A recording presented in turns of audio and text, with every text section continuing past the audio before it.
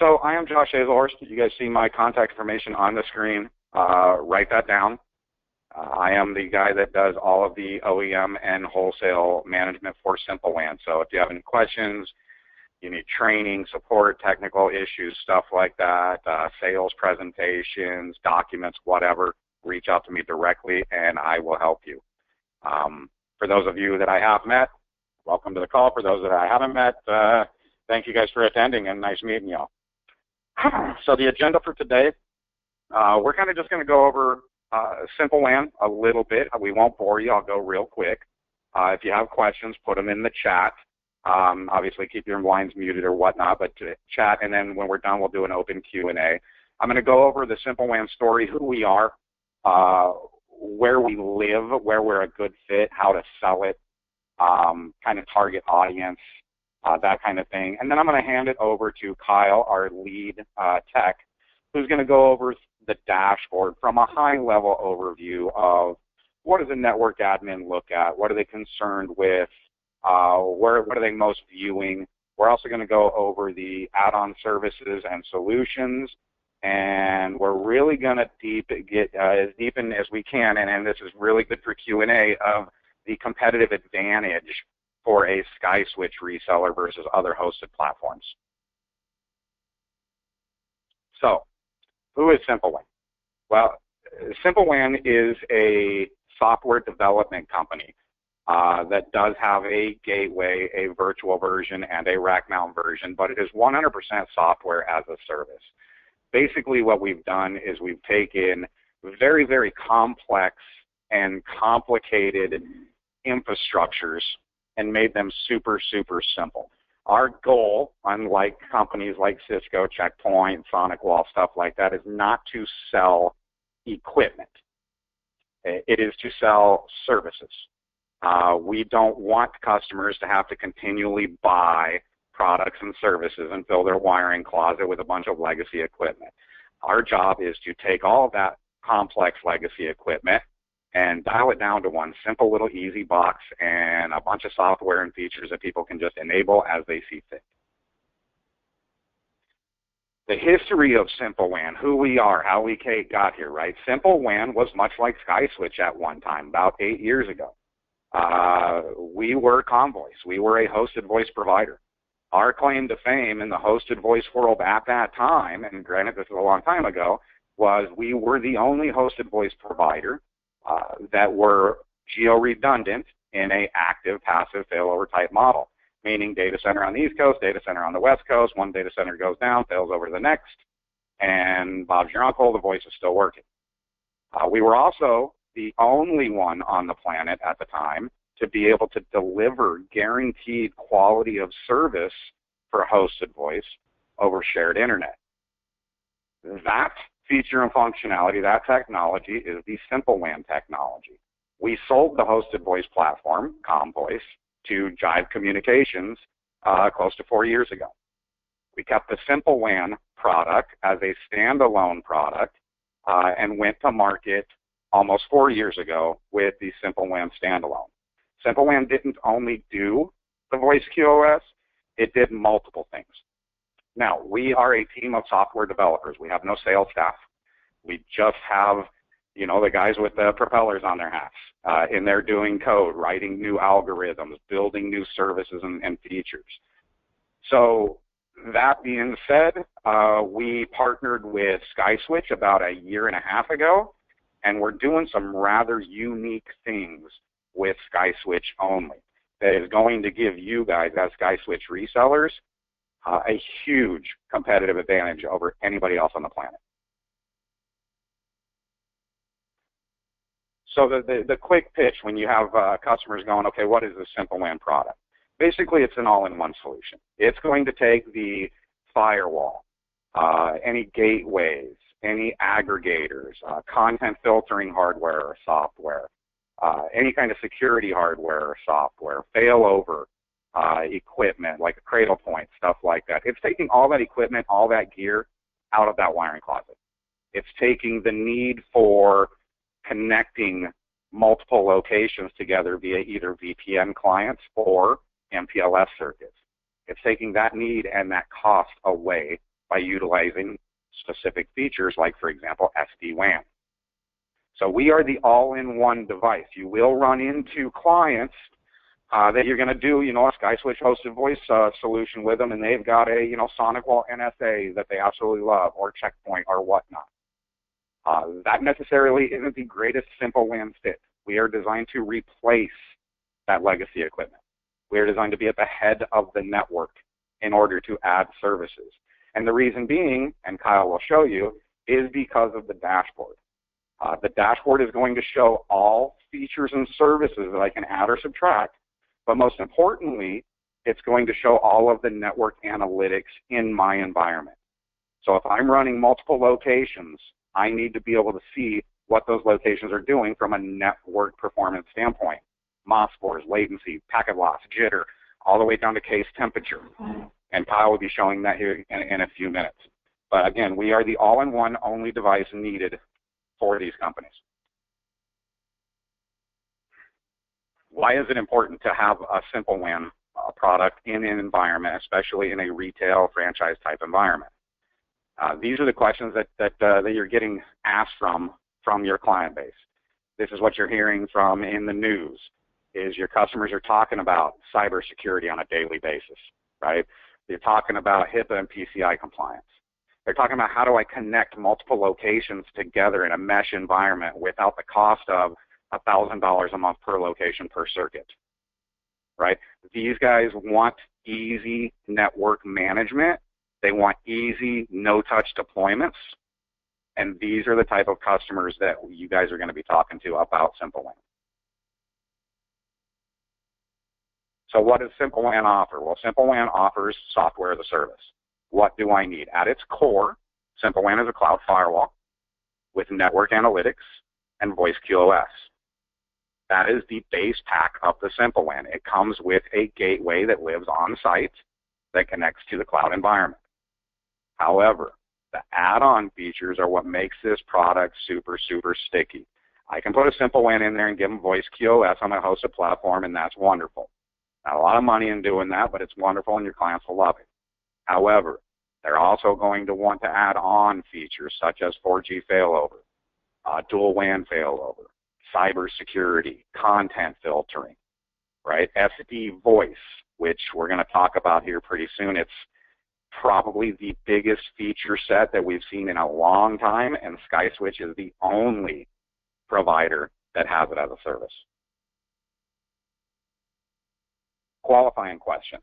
When you're talking to your clients, if they're mentioning SD-WAN, I'm looking at iWAN, I'm looking at VeloCloud, I'm looking at Big Leaf, stuff like this. When guys are talking about that, they're talking SD-WAN. These manufacturers that sell SD-WAN is all they do. That's it. It just connects locations to other locations. Most of them are doing installs to augment an existing crazy expensive MPLS connection point. So if those connections fail, it can fail over to SD-WAN. I can still connect to multiple locations. SimpleWAN is not that. SimpleWAN is designed to replace that existing MPLS and save your customers a ton of money. I am working with one right now. It's a 160 location exterminating company nationwide. Signed a contract with AT&T to do MPLS to connect all their locations together in a mesh type topology. Great idea, but it's an old school way of thinking. It's going to be over $1,000 per month per location. These guys are getting ready to spend $1.2 million a year to connect their locations together for file shares, inventory controls, and so on. Instead, one of our wonderful partners is now putting in SimpleWAN. Instead of $1,000 a month per location, is now $100 a month per location. Instead of $1.2 million a year to connect buildings, it's now $198,000 a year. So we are saving these guys instantly $1 million a year. And if you can imagine an exterminator company, does an exterminator company need high, big iron, heavy tech?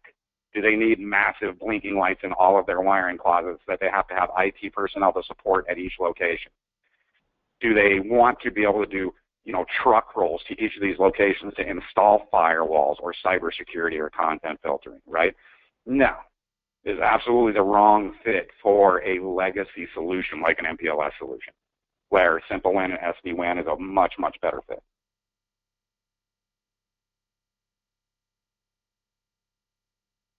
So where do we fit? Well, if we're talking about companies like Honeywell or General Dynamics or Home Depot, large organization companies that have on-site IT staff at each location, monster legacy equipment like a SonicWall NSA or Checkpoint firewalls or Cisco equipment everywhere, right? These are not the fit for a SimpleWAN deployment.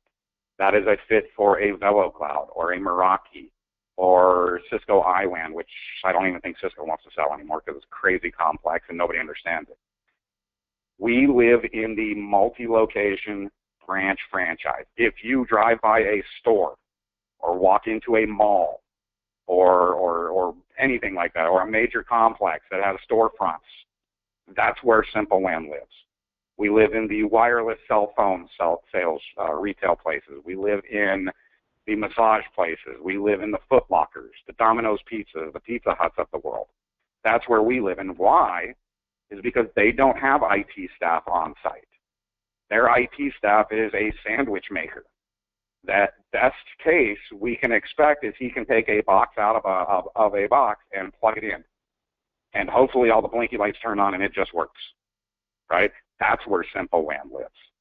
The highly complex mid-market to enterprise is not where we live.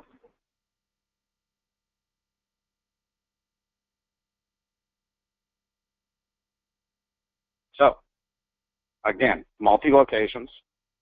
This is for where we, partnering with you, take care of all of their needs from firewall to security to connection point. Easy to manage, easy to install, something that doesn't take a technician, a CCIE or a CISSP to install. This is something that your 14-year-old nephew should be able to plug in and it just works.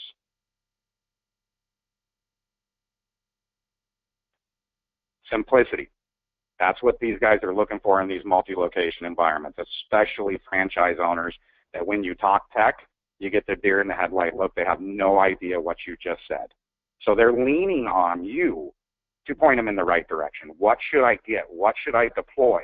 Don't tell me about the algorithms and the blinky lights and the code, because they don't understand it. They don't want to understand it. They want to trust you that you understand it and give them something stupid, simple to manage. Give me the connectivity that I need, give me the throughput that I need, and make me have zero problems.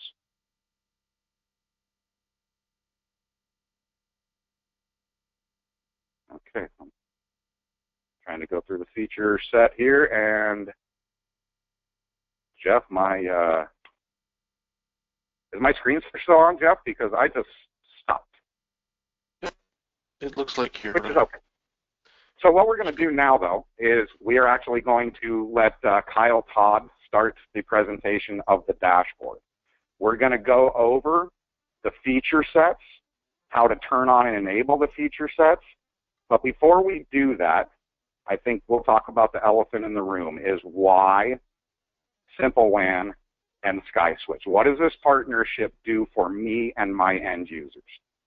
Well, SkySwitch has been deploying SimpleWAN at hundreds and hundreds of locations for multiple reasons. The software as a service, the voice QoS, the whole 9 yards. The new enhanced feature that SkySwitch is rolling out, and this makes them a huge competitive advantage over any other hosted provider on the planet, is the new enablement of SD voice. We talk about SD-WAN. What does that do? Well, it connects multiple buildings together without the huge cost or complexity of VPN and MPLS. But what does SD voice now do that no other hosted provider can do? Well, SD voice is going to give your client, who is security conscious, end-to-end voice encryption. Why is that important? Well, if I'm a healthcare provider, a dental practice, a doc in a box, an urgent care, whatever it happens to be, and I don't want people putting a packet sniffer onto my network so I can hear their voice calls or steal voice calls and be able to start dialing internationally and create spams or algorithms or whatnot. I need to have that voice packet encrypted from end to end. Now, you will hear other providers, other hosted providers saying, yeah, we have an encryption. I come from Mitel. I built the Mitel cloud, and now I'm over here at SimpleWAN building the channel for them. Mitel used to say the same thing on their hosted platform, end-to-end encryption. No, it is only end-to-end encrypted on their enterprise platform that is connected directly via an MPLS or point-to-point circuit directly to their data center and back to the end user. Huge cost. Traditional hosted voice on shared internet service cannot be encrypted end-to-end unless I'm on SkySwitch. The second thing that SD Voice is going to do for your clients, and this is very, very important, we have a failover model in the platform. We can do dual WAN failover or even 4G failover. What happens during an outage or a latent or unstable internet connection is the platform is going to fail over to a more stable internet connection, whether it's secondary from another carrier or 4G cellular. Well, if I'm on a phone call and my primary internet connection has a degradation in services, it's going to fail over. When it fails over, what happens? I lose my voice call. Well, if I'm on the phone ordering a pizza at a Domino's, or I'm on the phone with a sales rep at an auto parts store, or whatnot, and I'm getting ready to give my credit card information and place that order, and that call drops, I'm calling the next guy. So I'm going to lose business. If I'm running a call center environment, like Discover Card, Visa, MasterCard, whatever, and that call drops, I am going to call somebody else. So it's a loss of revenue when you lose that phone call. If we enable SD Voice, and that failover happens, which on shared internet service, it's going to, it's not a matter of if, it's going to, that failover is going to happen, and it's not going to drop that call. So SD Voice is going to give them secure, encrypted voice traffic, as well as no drop calls during a failover. SkySwitch is the only hosted platform on the planet that can do this today. So you guys have a huge, huge competitive advantage. There will be a press release coming out very, very shortly that you guys are going to see. Make sure you get it to everybody that you know, because this is a monster enhancement to any kind of voice platform. Okay, So next we're going to go over. Go ahead. Sure. Just wanted to introduce Kyle and get him moving on this. Yeah. Next we're going to go over the dashboard. So let's hand it over to Kyle, and Kyle's going to show you really just on a high level, basic, how to turn on features and functions, how to create a firewall, how to add a client side, stuff like that. Kyle, if you can take over. Alrighty, guys. Well, thank you very much, Josh. Alrighty, guys. So what we're looking at here is going to be the SimpleWAN dashboard. So this is going to be an account overview of a specific, company.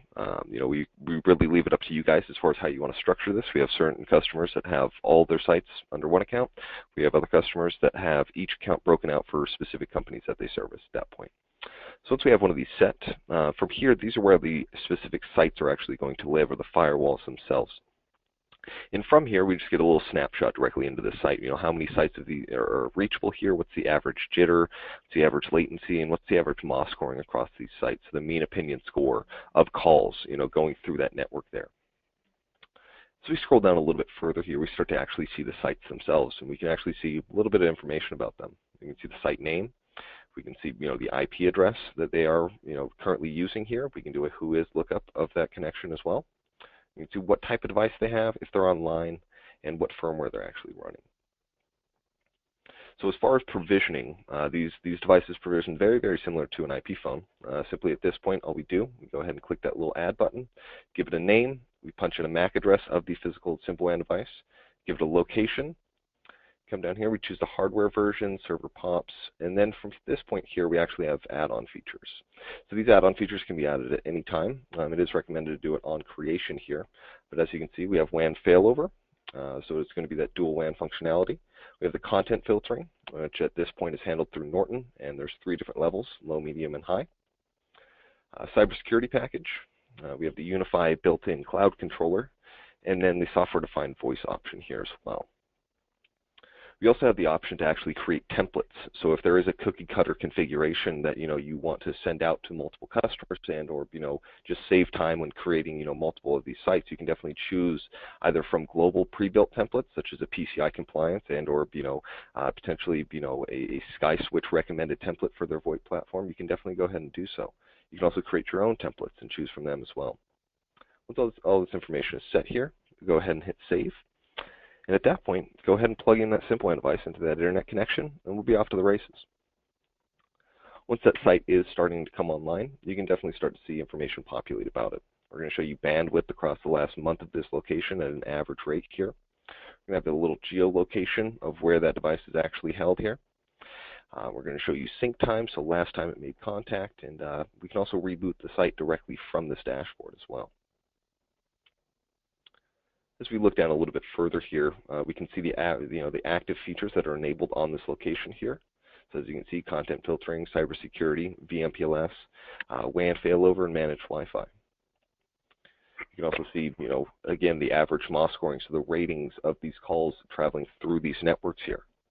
You can see latency, packet loss, case temperature. If we did have 4G connected to it, we would be able to actually see the signal strength of that 4G device directly from this dashboard here.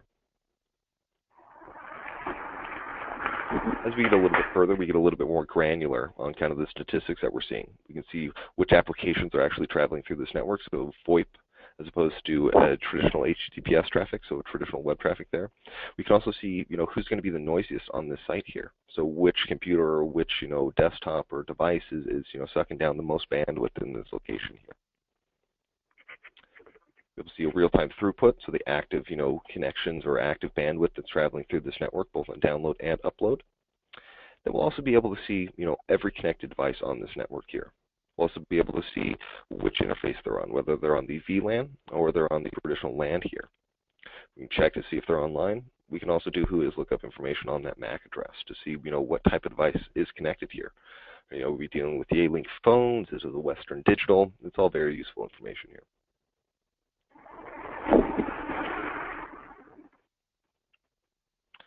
As we start to look at some of the features here, one of the ones that was brought up obviously is going to be SDV.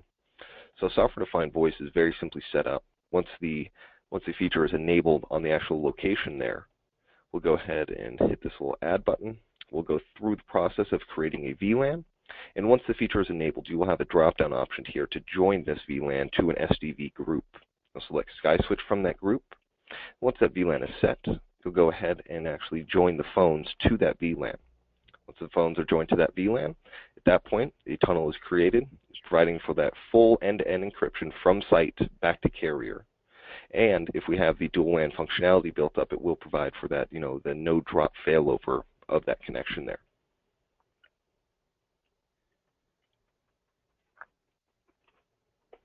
Currently, right now, the failover kind of functionality or the parameters around that are dynamic. We really want to provide for kind of ease of use of setup in this instance here, not have to go through and touch each of the settings and set what, well, in these parameters I want it to fail over, but, at this packet loss level. And really at that point, it creates quite a heavy configuration and, has a high potential for, things to be set up incorrectly. So we really believe in letting technology do what it does best and kind of taking over those automated, kind of tasks at that point.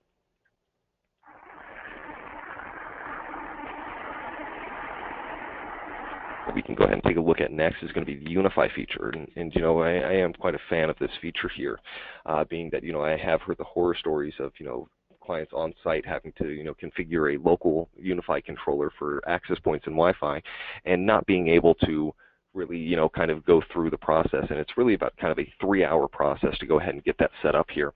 And what we can actually leverage with this connection here is actually the ability to go ahead and set it up and, automatically adopt these access points and or switches into the network. Simply go ahead and, again, enable the feature. We plug this access point and or switch into the network here. Once it is connected, and once we've identified it, since we are tracking these MAC address information here, simply go ahead and hit this little add button. Save the MAC address into there. and then it will start the auto adoption process. And from that point there, just create the SSID, so the network name or the Wi-Fi name, give it a password. This also gives quite a little look into, kind of Wi-Fi statistics, again, showing you who is the most active on this network, how long they've been connected. You can block them directly from here. You can reestablish connections directly from here as well.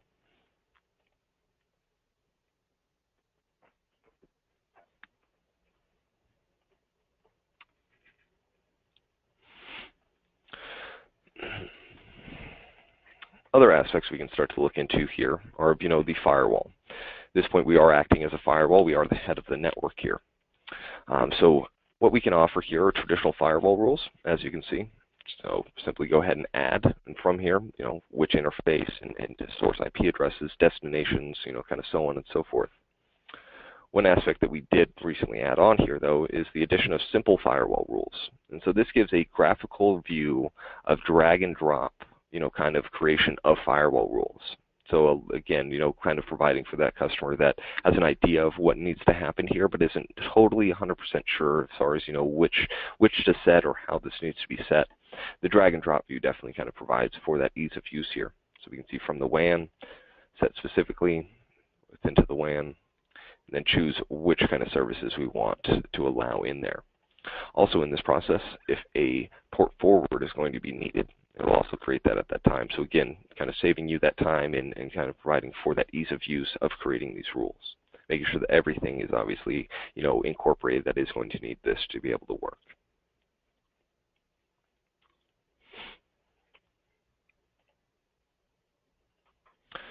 As far as VPN options, we still offer, traditional IPsec, so providing for that site-to-site and or remote access into the network.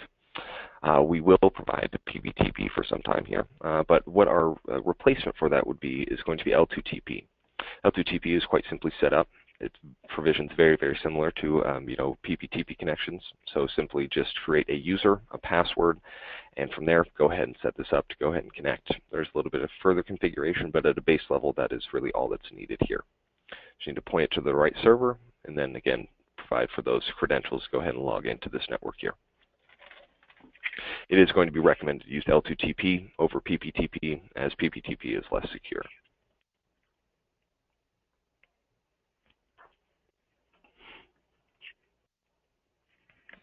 So one of the ways, Josh was talking about, we came from the VoIP world, and really at that point, our strong suit is, providing QoS to networks, to voice networks as well as data networks for providing, kind of a clean, connection, or clean VoIP calls and kind of consistent performance out of connections here.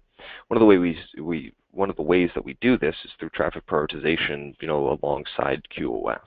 So the traffic prioritization by design does not allow any one node on that network to suck down the full bandwidth pipe.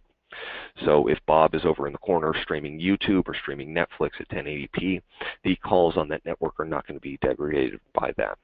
So both from a quality of service perspective, but also from a security perspective, we are not allowing any one node on that network to pull down the full bandwidth pipe. Past that, with our QoS profile, it's a static profile with about 40 different traffic types on it. At the higher end, so the things that are going to be more prioritized, are going to be the real-time streaming applications, such as VoIP, such as maybe Citrix or SSH traffic or things of that sort. There, it is configurable by traffic type. Again, we do not do by IP. One of the things that would be deprioritized by default is going to be traditional HTTPS traffic, both again from a quality of service standpoint, but also from a security standpoint.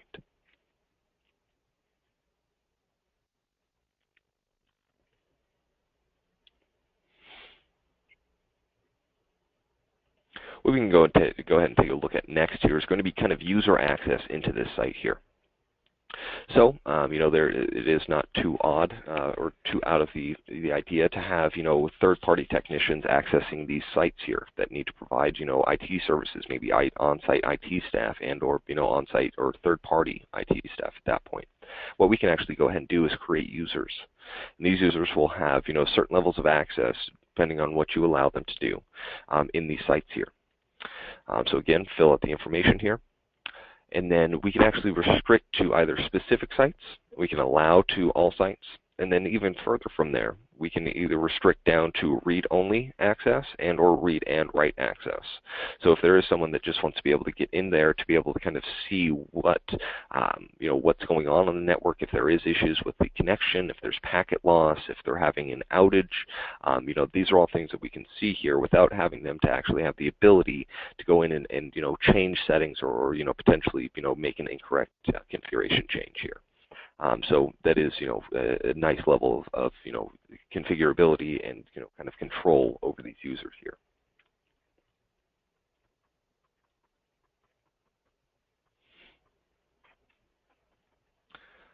So again, kind of in the sense of, saving time in creation of these sites here.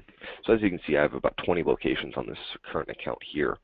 And I have actually 7 account level firewall rules. So what these will actually do is these firewall rules here allow for access, and take precedence over all these sites under this account. So instead of having to go into each 20 of these accounts here, or 20 sites here, and setting 7 of these firewall rules over and over and over again, we can set them at an account level, and then from that point take precedence over. As you can see, we have Jive set as our, block rules or pass rules for the Jive, communication. SkySwitch has something very, very similar. We have them sitting at a global level, so regardless across the board, if that site is using SkySwitch as a VoIP carrier, it will be passed along there.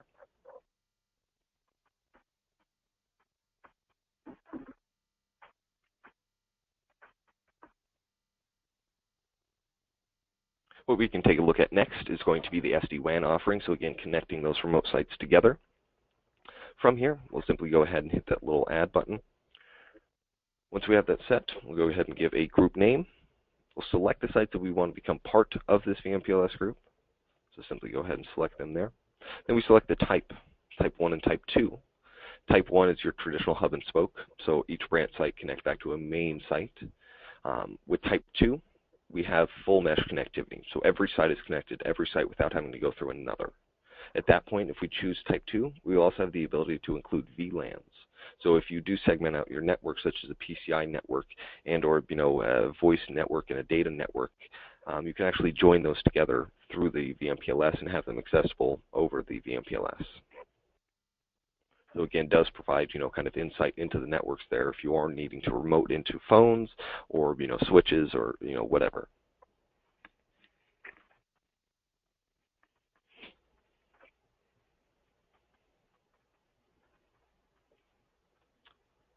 So really at a high level, that's kind of all I want to really go into.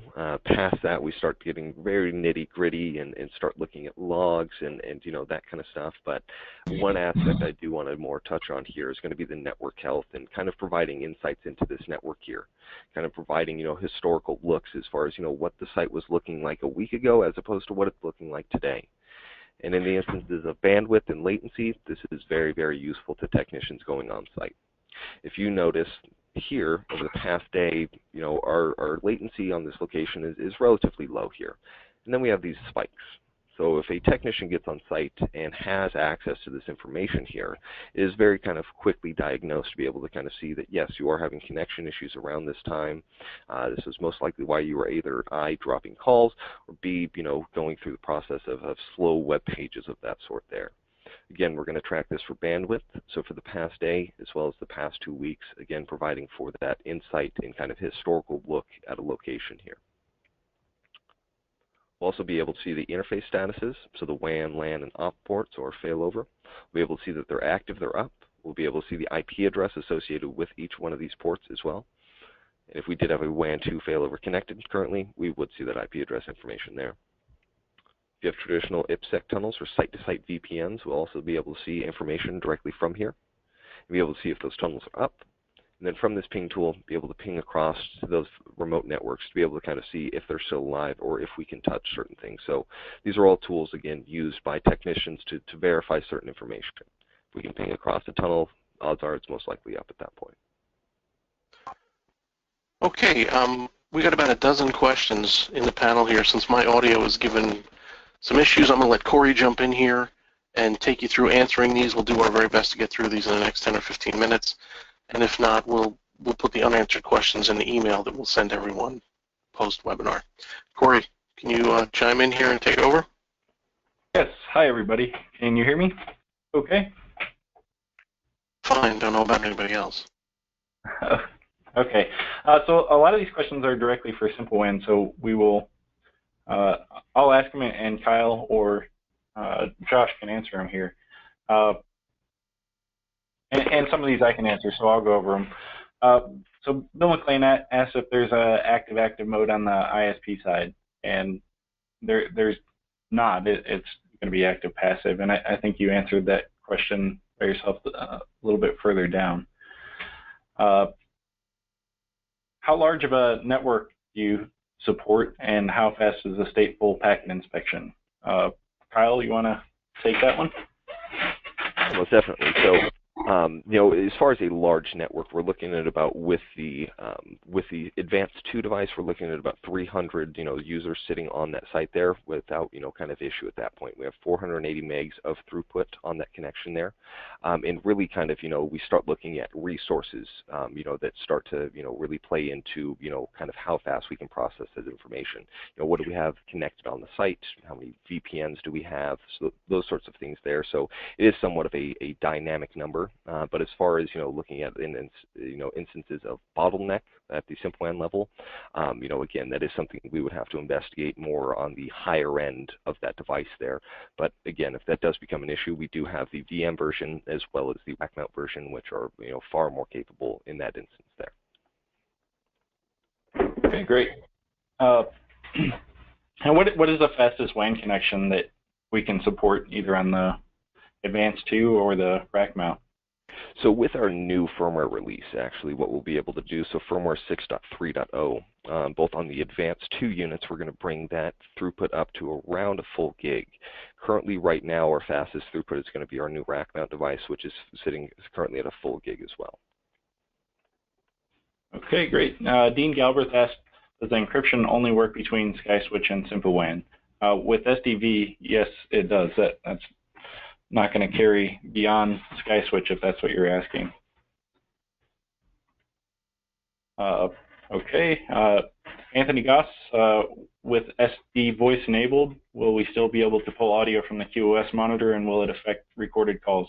The voice traffic is actually going to be unencrypted when it hits our network, so it will have no effect on you viewing the quality of the calls or listening to recordings or anything like that. Andrew asked, is there any indication in the dashboard that SD voice is currently working? I don't believe there is. Kyle?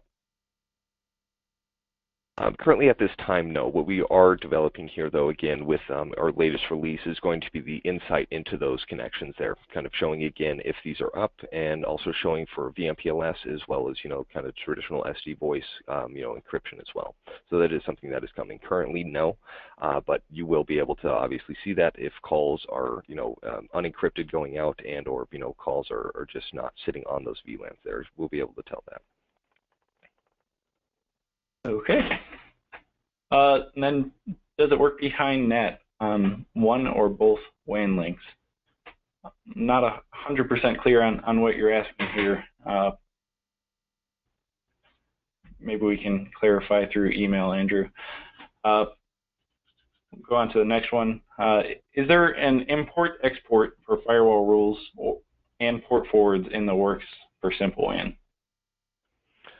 So currently what we're looking at here is going to be, again, that templating. So if there is something that, you know, you want to carry over, and or, you know, there are those specific firewall rules that you want to be across all locations, both from an account level, we can go ahead and set those, but also from a template level, we can go ahead and set those. But as far as an import and export feature, I do not believe that is on the roadmap here. Okay. But from my understanding, the template can be used pretty much like an import-export by creating a template off the one you want, and then creating a new device adds that. So very similar. You will have very, very similar, yes. Okay. Then Justin Best asks, we use pfSense as our primary client firewall. We've been we've been adding Big Leaf as the SD-WAN provider where dual internet is needed. Do you have any deploy model where you implement SimpleWAN without replacing the existing firewall? And that's going to be a no. So you're going to be required to have SimpleWAN's hardware to use the SimpleWAN product. Anthony Goss says, you said the QoS is configurable by application, and where is that? So that is a static QoS profile in the sense of, if we want certain traffic types to be prioritized over one another, that will, as I stated, it is a static, kind of QoS profile. If there is traffic types that are, kind of identified, we will take a look into it, and it's always an evaluation based upon the last thing we want to do is prioritize something that is going to, affect QoS across that network. We only want to do things that obviously are going to be beneficial. So if there is something you are identifying, simply go ahead and call into our support line, and we can obviously recommend it to the devs to go ahead and take a look to see if it is going to be doable. But it is application type; it is not IP type. Bill McLean followed up with the stateful packet inspection. The SimpleWAN do stateful packet inspection. Kyle. So we're looking more in kind of like deep packet inspection in that sense there? Yes, I believe so. So we aren't actually offering deep packet inspection. There is the security and compliance, which is obviously taking note in there, but in the sense of deep packet inspection and really kind of looking into, maybe virus signatures and or, kind of malware scanning of that sort there, that is not something that we offer. And this is Josh, guys. That kind of goes back to the whole stateful firewall game that, a lot of the firewall players have been doing, which was very, very important from, I would say, 2012 to 2015-ish. However, now every packet that's going in and out of the internet is encrypted. So that DPI is really not doing what it was designed to do in the beginning.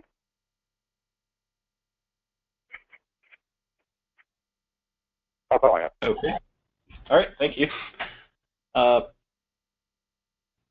If active passive, please explain how the call doesn't drop. That's some of SimpleWAN's secret sauce with the SDV. So I'm not sure how deep we can go into it, but Kyle, can you give us a little bit? So really at that point, what it kind of looks like is, the connections both have the IPsec tunnels, and really what it takes is, since we are controlling both ends of it, there's, our equipment both at SkySwitch as well as at the customer site. We kind of do have insight over, kind of what connections are active and kind of, have the tunnels pre-built in that way. And so at that, we've simply, enabled the secondary connection and, from there go ahead and, fail that call over to that good connection there. As far as, getting deep down into it, that is, Corey is correct. That is a little bit of our secret sauce at that point.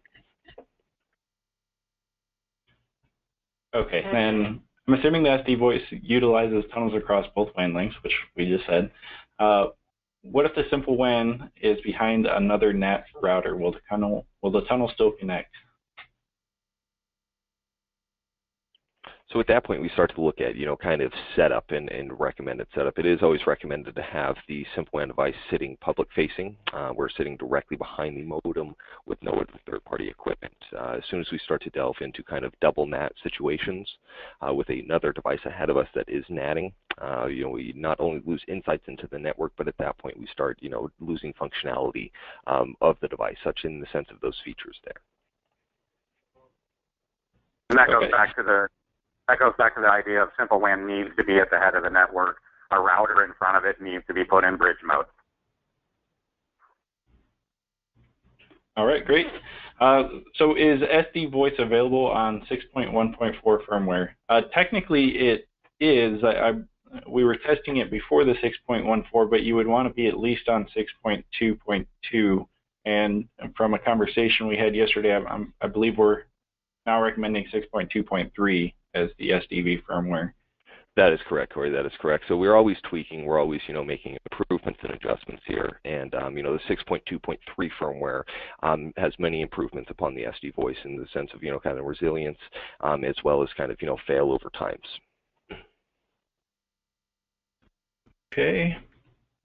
What is the delay when failing over to the passive LAN connection. From my experience in testing, it's been anywhere from 5 to 8 seconds before that RTP stream will pick back up and we have full-sided audio. And I believe that's accurate with SimpleWAN's testing as well. Correct me if I'm wrong. That is correct, or you are correct there, sir.